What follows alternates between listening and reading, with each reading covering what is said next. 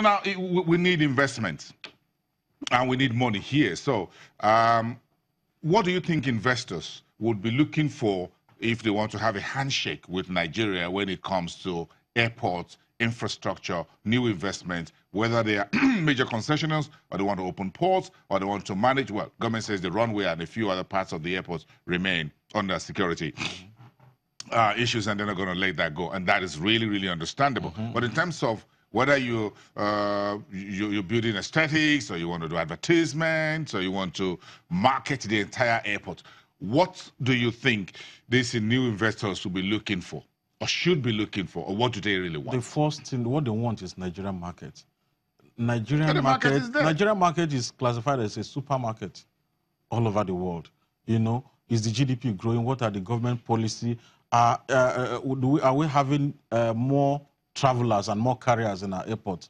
You know, airport like Amsterdam Airport, that's a Schiphol Airport in Amsterdam. This is a country with about 17 million people, moving 70 million people every year. Nigeria, about 198 million now. Lagos alone, quote and unquote, over 20 million people in Lagos, talking about 35 million passengers. So something needs to be done. Everybody, so these investors we're moving just about the number of people in Nigeria, for example, for the whole country. You know, so they know that we have the market, but immediately we get our policy right, we get people to travel more. And not even people, cargo airports, you know, our agricultural produce, the fresh fruits, because if you want to be in agriculture, the fresh fruits need to move out of the country, and you can only do that through aviation, not even marine, because of the time constraint and everything. Something needs to be done where our airport will serve the purpose it should serve as the hub of aviation or airports in West Africa. If we're not careful, the Ghana airport in Accra, Kinda Kotoka airport, is the government of Ghana, they are moving very fast. They know that that market belongs to Nigeria. And Ghana, the whole Ghana is about 30 million people. You know, just equivalent to Lagos population alone. If we are not careful, Ghana will likely take that space if we don't move very fast. And that is why this conference they're holding today is very, very timely, very important. There's a lot for Nigeria here, for Sirika and the rest of his team to leverage this conference that we're hosting this week. Exactly. Technology needs to work at the airport. You know, the time travelers either going in or going out spent on the security checks and whatever need to be looked at. Even human interface, single window need to be, of course, we've moved forward from where it used to be, where, you know, where are you going? Those questions, what do you have for me?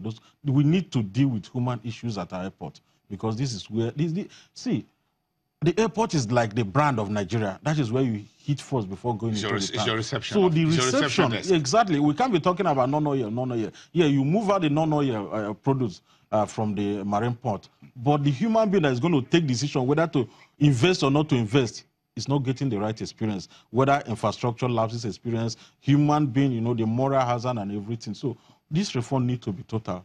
Both the soft side and the hard side need to be looked at in this conference. What do you think the Sirika's team should be telling and will be telling the rest of the world who are moving ahead of this? If you look at how a number of African and other international airlines are looking to berth in Nigeria, Air Namibia, that was in the news last week, says they'll be here in the next couple of weeks from Namibia, flying Nigeria, flying Windhoek, Lagos, Accra. That's a small country that is less than 1/4 of Lagos state. Then you have folks who are already making inroads here, Air Rwanda. Then you have Morocco. Then you have the Zimbabwe just bought about 2 new aircraft, Boeing, a new set of about $15 million, and they want to expand also. So if countries like Zimbabwe could buy new aircraft to fly the flag,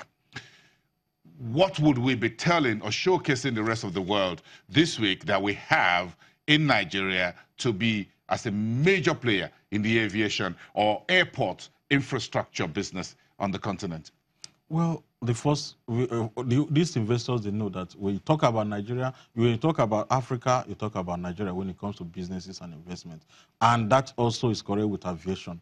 You know, this is not the time we want to begin to encourage government to look at having their own carrier. Other airlines making inroads, Air Namibia, Rwanda, almost everybody's pitching onto Nigeria, but we don't have the white-green flag. And you say we don't really need to have one.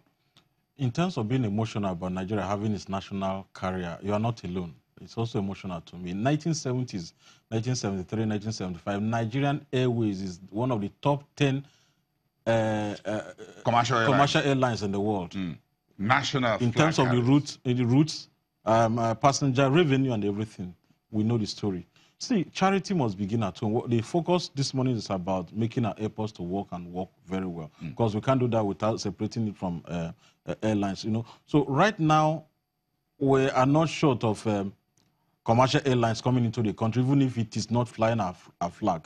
I think if we get our airport models right, maybe we move to that. But we are increasingly encouraging Nigerian government to take their hands off business, because they've not shown government in Nigeria have not shown great can I say that they are good in doing business. And aviation is business. Private sector tends to do that business better. Even managing a port is business. Apart from the security and the national security issues that government need to fix. So on that note, we believe that we have to move from 1 to 10. So we should fix the business models of our airports. Fix the toilets in our airports first. Maybe we should fix the toilets there's first. There's a national toilet policy in countries like Japan. I like that. National toilet policy? Exactly. How it should look and how many it should be and whatever, including the lighting, inclusion for people that are disabled. Go to our airports, you have to climb stairs.